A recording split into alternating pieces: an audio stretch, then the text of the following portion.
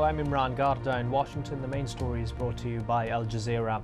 Britain's government has unveiled the most radical spending cuts in decades. Under the 5-year austerity plan, benefits have been slashed, government programs halted, and up to 500,000 public sector jobs are expected to be cut.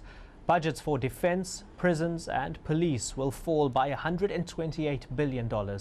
Andrew Simmons has more from Westminster. It isn't expected that this could go the same way as France. Their austerity measures aren't anything compared to these. It's expected this will be a slow burn. It could be a year before we actually get to know whether this will all work and whether or not the country can turn things around. Protesters in Paris have surrounded the French Senate ahead of a crucial vote on pension reform. The Senate is expected to approve a new law by the end of this week that would raise the retirement age from 60 to 62. But union leaders say the protests will go on.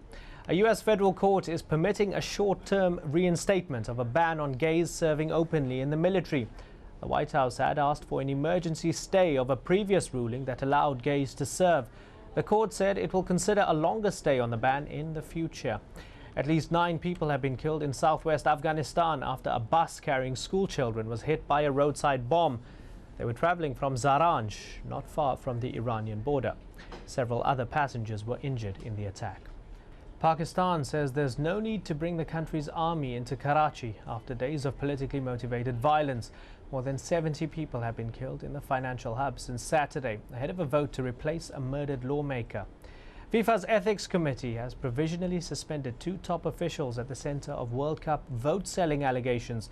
Vice President Reynald Temari and Amos Adamu were caught on camera by a British newspaper offering to sell their votes for the 2018 World Cup bid.